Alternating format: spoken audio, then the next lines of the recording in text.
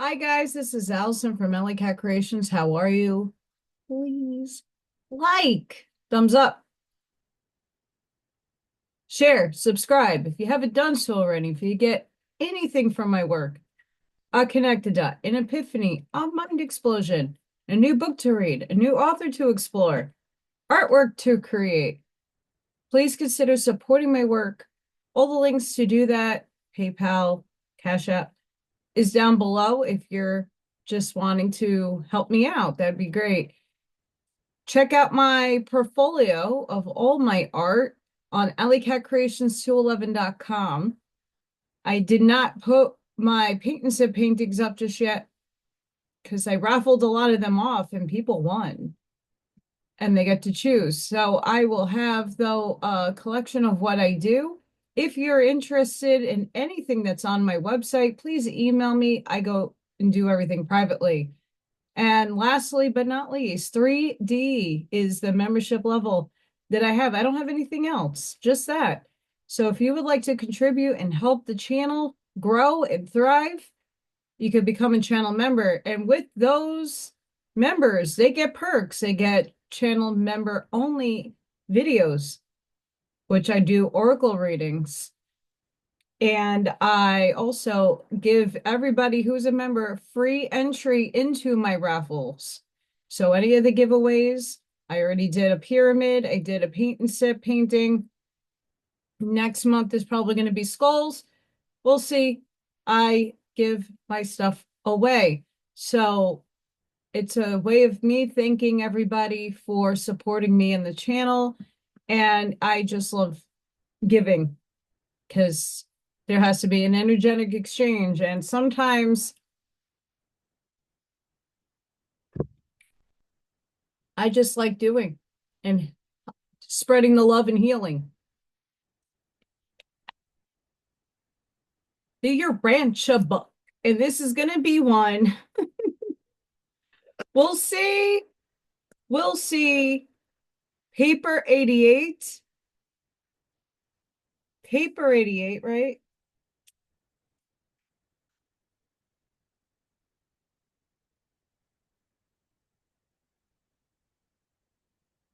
Fetishes. Oh, baby. Charms and magic. She's a witch. Oh my God, she's a witch. I get that my whole life. Just a light worker, knowing how to work energy.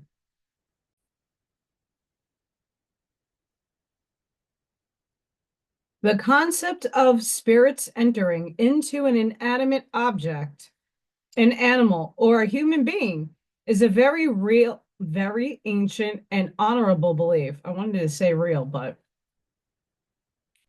having prevailed since the beginning of the evolution of religion, this doctrine of spirit possession is nothing more nor less than fetishism. The savage does not necessarily worship the fetish.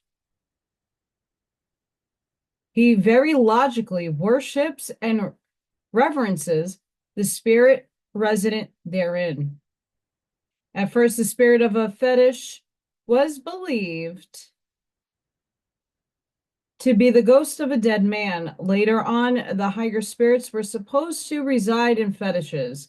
And so the fetish cult eventually incorporated all of the primitive ideas of ghosts, souls, spirits, and demon possession. Belief in fetishes. It's not what you think.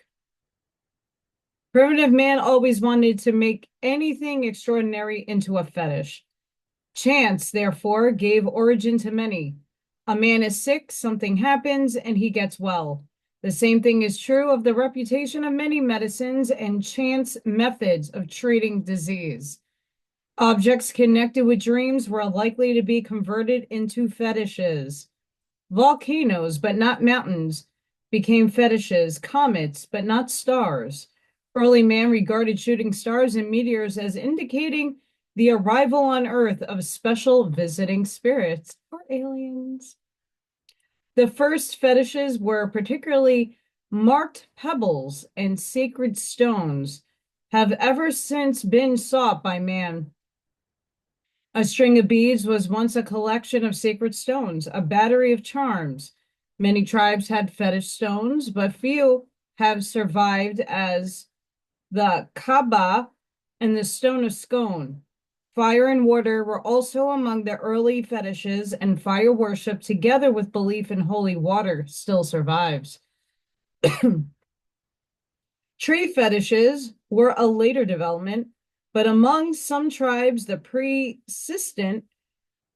persistence of nature worship led to believe in charms indwelt by some sort of nature spirit. When plants and fruits became fetishes, they were taboo as food. The apple, among the first to fall into this category, it was never eaten by Levantan peoples. If an animal ate human flesh, it became a fetish. In this way, the dog came to be the sacred animal of the Parsis. If the fetish is an animal and the ghost is permanently resident therein, then fetishism may impinge on reincarnation. In many ways, the savages envied the animals. They did not feel superior to them and were often named after their favorite beasts. When animals became fetishes, there ensued the taboos on eating the flesh of the fetish animal. Apes and monkeys became a resemblance to man. Early became fetish animals. Later, snakes, birds, and swine were also similarly regarded. At one time, the cow was a fetish, the milk being taboo, while the excreta was highly esteemed.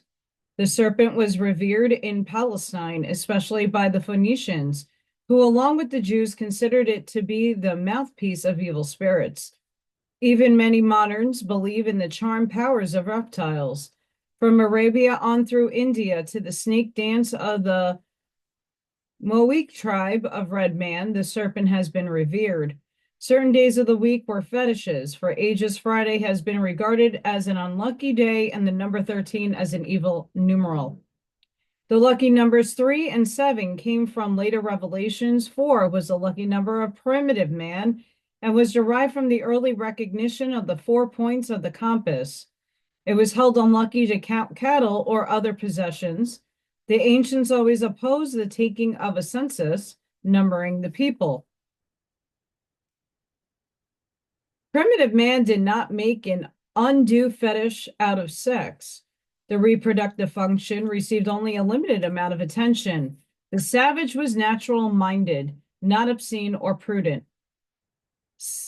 Saliva was a potent fetish. Devils could be driven out by spitting on a person. For an elder or superior to spit on one was the highest compliment. Parts of the human body were looked upon as potential fetishes, particularly the hair and nails. The long-growing nails of the chiefs were highly prized, and the trimmings thereof were a powerful fetish. Belief in skull fetishes accounts for much of a later day headhunting. The umbilical cord was a highly prized fetish. Even today, it is so regarded in Africa. Mankind's first toy was a preserved umbilical cord. Set with pearls, as was often done, it was man's first necklace. Hunchbacked and crippled children were regarded as fetishes. Lunatics were believed to be moonstruck. Primitive man could not distinguish between genius and insanity. Idiots were either beaten to death or revered as fetish personalities. Hysteria increasingly confirmed the popular belief in witchcraft.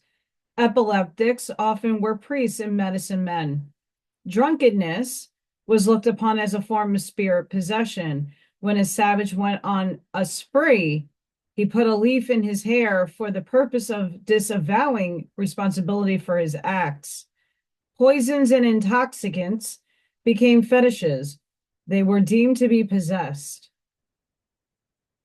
Many people looked upon genius as fetish personalities possessed by a wise spirit, and these talented humans soon learned to resort to fraud and trickery for the advancement of their selfish interests.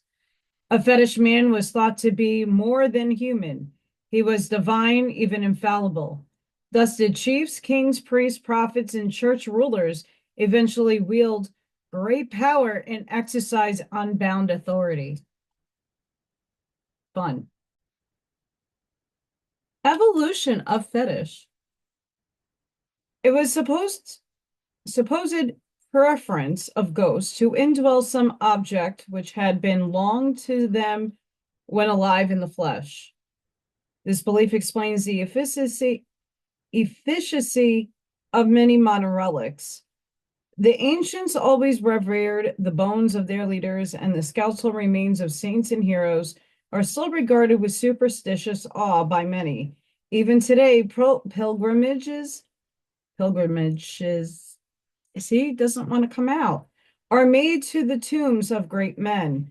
Belief in relics is an outgrowth of ancient fetish cult. The cults of modern religions represent an attempt to rationalize the fetish of the savage and thus elevate it to a place of dignity and respectability in the modern religious systems. It is heathenish to believe in fetishes and magic, but supposedly all rights to accept relics and miracles. The hearth fireplace became more or less of a fetish, a sacred spot. The shrines and temples were at first fetish places because the dead were buried there. The fetish butt of the Hebrews was elevated by Moses to that place where it harbored a super fetish that then existed concept of the law of God. But the Israelites never gave up the peculiar Canaanite belief in the stone altar, and this stone which I have set up as a pillar shall be God's house. They truly believed that the spirit of their God dwelt in such stone altars, which were in reality fetishes. The earliest images were made to preserve the appearance and memory of the illustrious dead. They were really monuments. Idols were a refinement of fetishism. The primitives believed that a ceremony of consecration caused the spirit to enter the image. Likewise, when certain objects were blessed, they became charms. Moses, in the addition of the second commandment to the ancient Dalamantrian moral code, made an effort to control fetish worship among the Hebrews. He carefully directed that they should make no sort of image that might become consecrated as a fetish. He made it plain, you shall not make a graven image or any likeness of anything that is in heaven above, or on the earth beneath, or in the waters of the earth. While the commandment did much to retard art among the Jews, it did lessen fetish worship. But Moses was too wise to attempt suddenly to displace the olden fetishes, and he therefore consented to the putting of certain relics alongside the law in the combined war altar and religious shrine, which was the Ark. Words eventually became fetishes, more especially those which were regarded as God's words. In this way, the sacred books of many religions have become fetishistic prisons, incarcerating the spiritual imagination of man. Moses' very effort against fetishes became a supreme fetish. His commandment was later used to stultify art and to retard the enjoyment and admiration of the beauty. In olden times, the fetish word of authority was a fear-inspiring doctrine, the most terrible of all tyrants, which enslaved men. A doctrinal fetish will lead moral men to betray himself into the clutches of bigotry, fanaticism, superstition, intolerance, and the most atrocious of barbarous cruelties. Modern respect for wisdom and truth is but the recent escape from the fetish-making tendency up to the higher levels of thinking and reasoning. Concerning the accumulated fetish writings, which various religionists hold as sacred books, it is not only believed that what is in the book is true, but also that every truth is contained in the book. If one of these sacred books happens to speak of the earth as being flat, then, for the long generations, otherwise sane men and women will refuse to accept positive evidence that the planet is round. Interesting right there. The practice of opening one of these sacred books to let the eye chance upon a passage, the following of which may determine important life decisions or projects, is nothing more or less than ardent fetishism. To take an oath on a holy book or to swear by some object of supreme veneration is a form of refined fetishism. But it does represent real evolutionary progress to advance from the fetish fear of a savage chief's fingernail trimmings to the admiration of a superb collection of letters, laws, legends, allegories, myths, poems, and chronicles,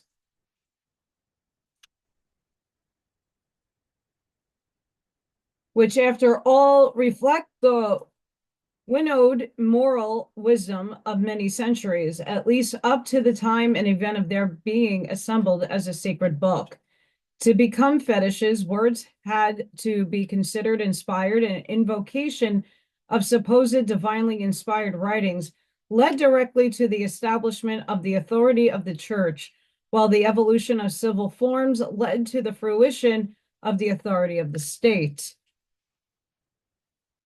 Totemism.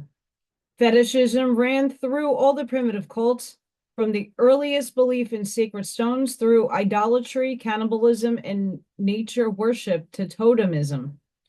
Totemism is a combination of social and religious observances. Originally, it was thought that respect for the totem animal of supposed biologic origin ensured the food supply. Totems were at one and the same time symbols of the group and their god. Such a god was the clan personified. Totemism was one phase of the attempt socialization of otherwise personal religion. The totem eventually evolved into the flag or a national symbol of the various modern peoples. A fetish bag, a medicine bag, was a pouch containing a reputable assortment of ghost impregnated articles, and the medicine man of the old never allowed his bag, the symbol of his power, to be touched the ground.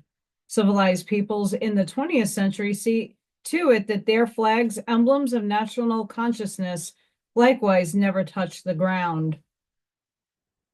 The insignia of priestly and kingly office was eventually regarded as fetishes, and the fetishes of the state supreme has passed through many stages of development, from the clans to tribes, from suzerainty to sovereignty. I don't know how to pronounce that properly. From totems to flags. Fetish kings have ruled by divine right, and many other forms of government have obtained.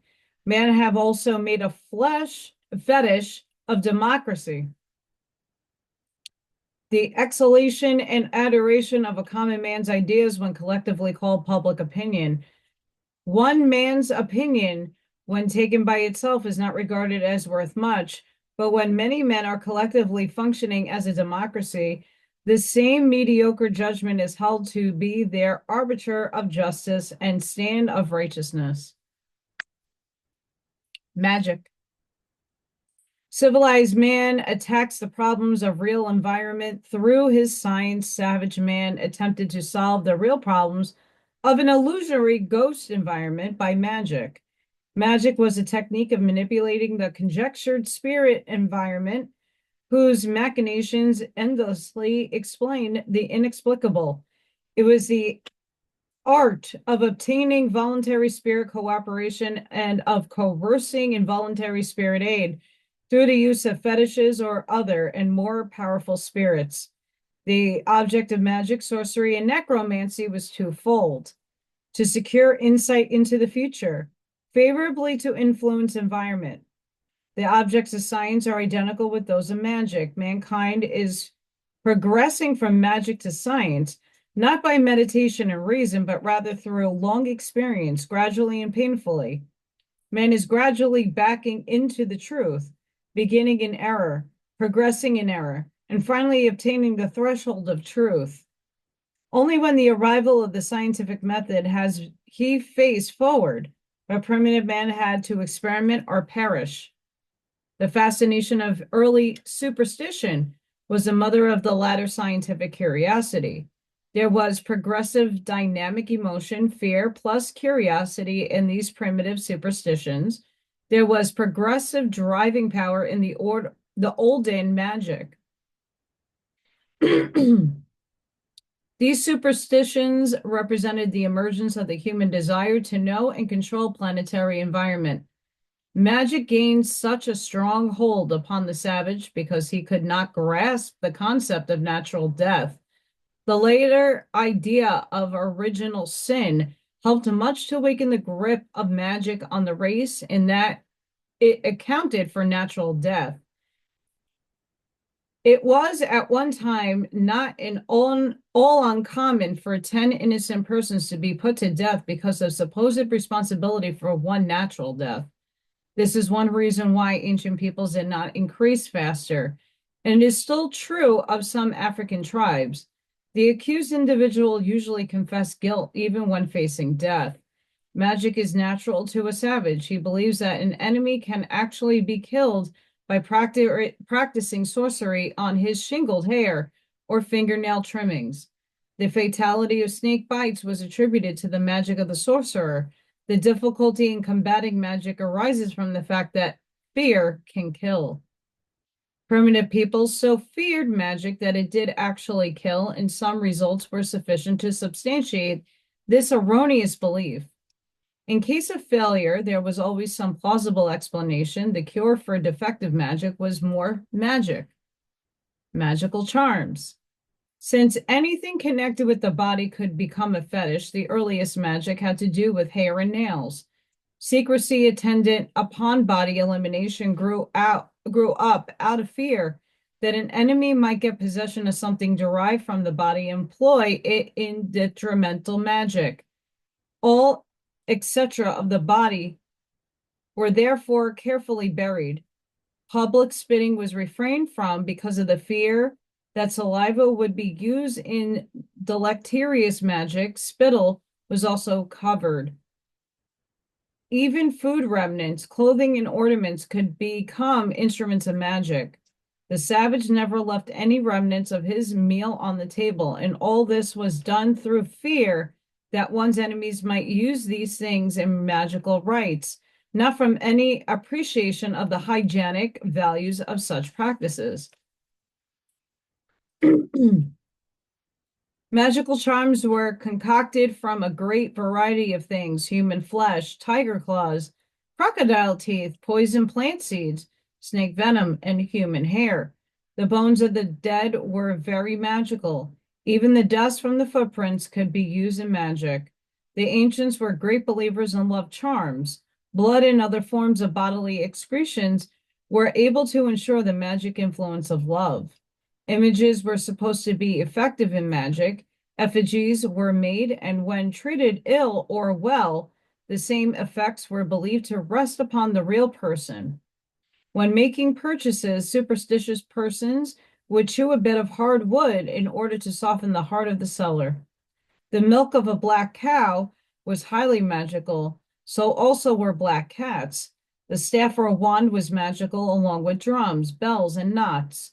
All ancient objects were magical charms. The practices of a new or higher civilization were looked upon with disfavor because of their supposed evil magical nature. Writing, printing, and pictures were long so regarded.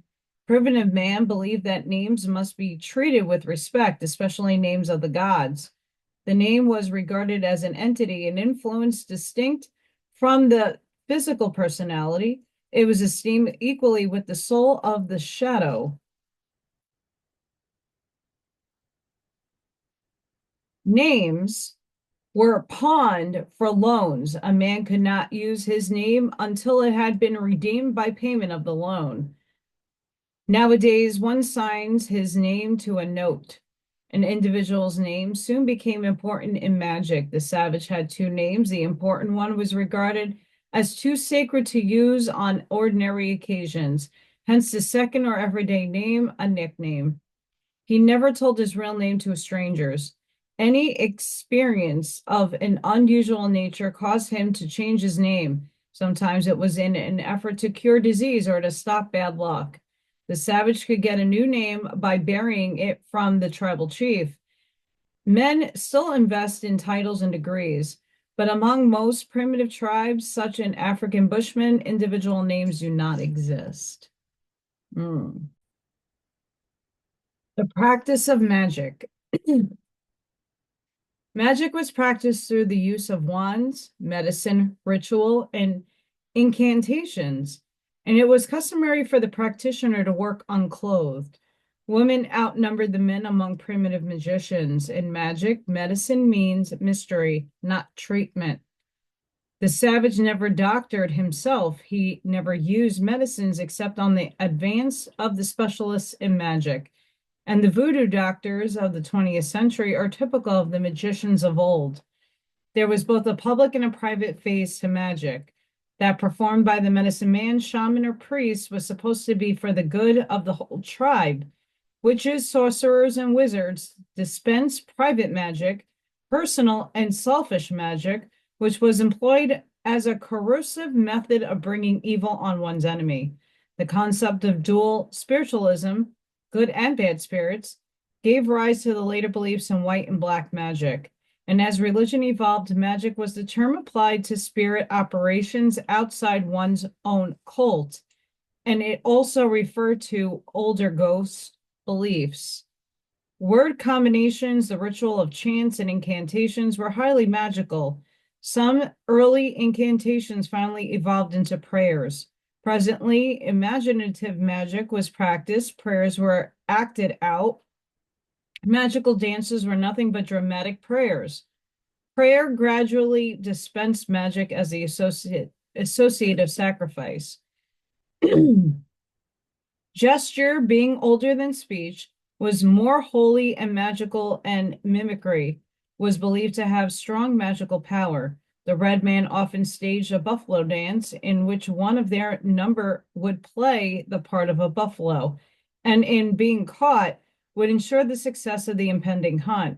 The sex festivities of May Day were simply imaginative magic and imitative, a suggestive appeal to the sex passions of the planet world. The doll was first employed as a magical talisman by the barren wife. Magic was the branch of the evolutionary religious trees, which eventually bore the fruit of the scientific age. Belief in astrology led to the development of astronomy. Belief in philosopher's stone led to the mastery of metals, while belief in magic numbers founded the science of mathematics.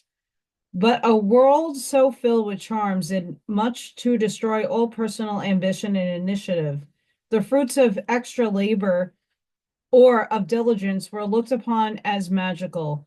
If a man had more grain in his fields than his neighbor, he might be held before the chief and charged with enticing this extra grain from the indolent neighbor's field. Indeed, in the days of barbarism, it was dangerous to know very much. There was always the chance of being executed as a black artist. Gradually, science is removing the gambling element from life, but if modern methods of education should fail, there would be an almost immediate reversion to the primitive beliefs in magic. These superstitions still linger in the minds of so many civilized people. Language contains many fossils which testify that race has long been steeped in magical superstition. Such words as spellbound, ill-starred, possessions, inspiration, spirit away, ingenuity, interesting, thunderstruck, and astonished. And intelligent human beings still believe in good luck and the evil eye in astrology. Ancient magic was the cocoon of modern science, indispensable in its time, but now no longer useful. And so the phantasms of ignorant superstition aggregated the primitive minds of men until the concept of science could be born. Today, Urantia is in the twilight zone of this intellectual evolution. One half of the world is grasping eagerly for the light of truth and the facts of scientific discovery, while the other half languishes in the arms of ancient superstition, but thinly disguised magic, presented by the brilliant evening star of Nebadon. Very interesting, and I will say this. Newsflash, a lot of that is absolute truth. So I don't disagree with much of anything that this section has to say. And even in the television shows of the paranormal sort, rings, paintings, mirrors, furniture have harnessed recurrent energy from a human being. So you leave an imprint in certain materials, your fractal can remain in an object if you're obsessive with it, or it's something that you use, you're energetically bound to something, you're going to be able to be attracted back to it. That's why a lot of things in my house I have to clear and cleanse because I don't know what energy had it or touched it before. Very well note, even if it's superstitious, I like to sage. Better be safe than sorry. And sage has some medicinal claims. But this is not far off from where we are in society now, and people still hold a lot of superstitions and stuff. And this gives you a guide of where it came from. And I believe that to be near accurate. Not explicitly 100%, but enough that makes a lot of sense. So, guys, sending each and every one of you love, light, compassion, grace, shielding, and protective energy. Please go within, be the shoulder, be the lighthouse, seed your truth. Check out my paint and sip painting of the one I just did. I did it before this video. Thank you all for your gratitude, your support, your love, your high vibes, your beautiful smiles and souls. I feel you. And I hope to see you all in the next one. Have a blessed and beautiful day. Bye for now.